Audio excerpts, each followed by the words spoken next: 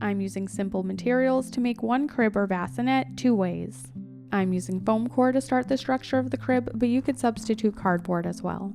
I cut a strip of cardstock at the height I thought I wanted the crib to be, although I later have to trim this. I'll leave dimensions in the description if you'd like to make one of your own.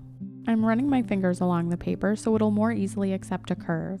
I drew a line and laid down a bead of hot glue so I can start wrapping this bit of paper around my foam core. If you don't have cardstock or heavyweight paper like this, you could substitute cereal box, although it is a bit thicker so it might be harder to make these nice gentle curves. The bond between paper and hot glue can hardly ever be broken, but I'm reinforcing it by adding some more hot glue on the underside of the crib.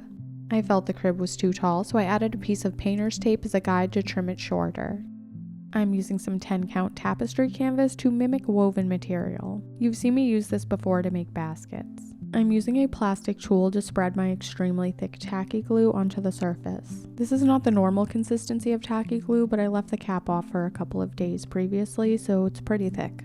I do not recommend that you lay down a bead of hot glue like I did because it's visible through the mesh and looks pretty messed up. What I should have done is covered the entire thing in some kind of white glue and held it together with tape while it dried to the paper. After covering the entire outside with the tapestry canvas, I added a couple of strips to the inside to finish it off. I used only tacky glue and held it together with Dollar Tree clips. To make the canopy, I traced an arched shape. My 10-count tapestry canvas is a hot commodity, so I wanted to try this on paper in case the shape doesn't work. The canopy is curved, so I'll need to create several of these. After much faffing about, I realized the piece was a bit too tall and I had to cut a strip off of the bottom. Since the walls of the crib are a piece of paper sandwiched between 2 pieces of tapestry canvas, I didn't want to glue this piece on either the inside or the outside of the walls. I'm using my precision tip hot glue gun to add the piece directly to the top of the sides. I made sure to line up the lines so it looks extra tidy. For the next piece, I took my pattern and cut it so it's shorter because I thought that would work out, but this is actually the opposite of what I needed to do.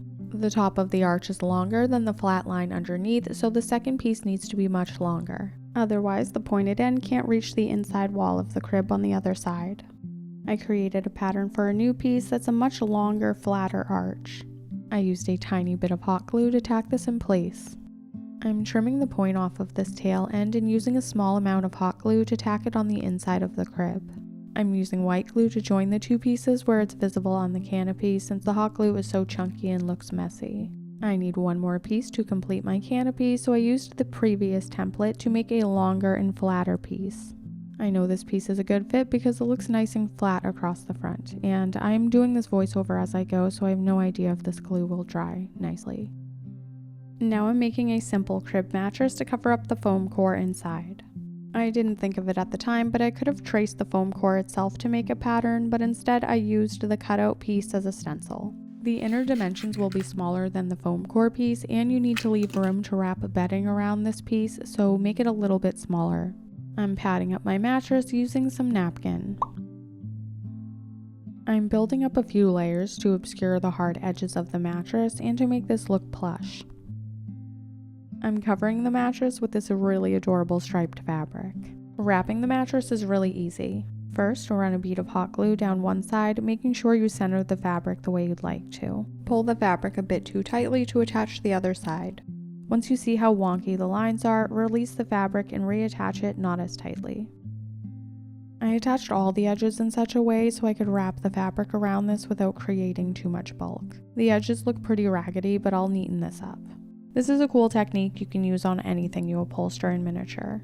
I'm creating a band of fabric by folding some hot glue inside of the fabric. I'm wrapping this tidy bit of binding around the outside of the fabric to hide all the ragged edges.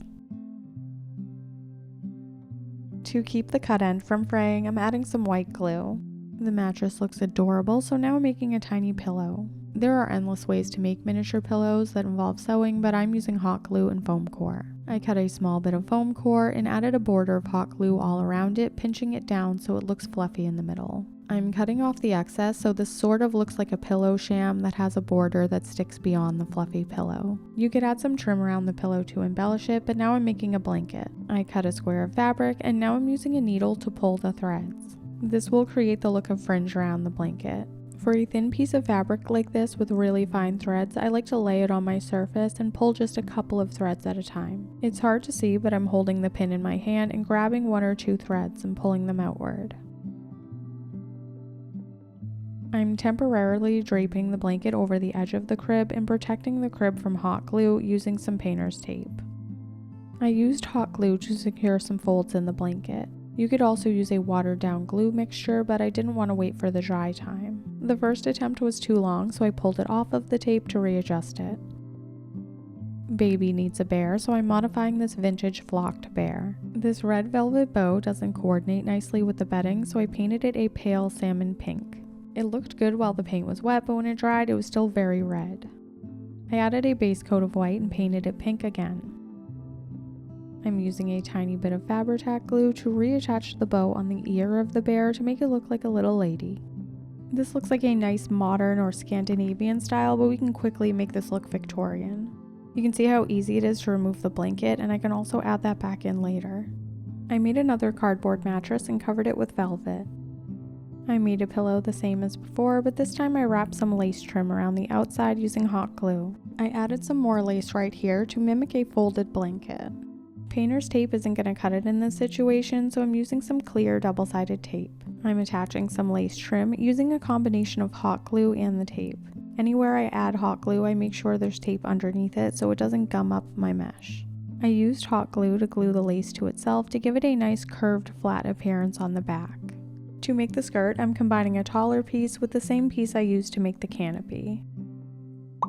You can check out this video next to see one of my earliest videos where I made lace accessories.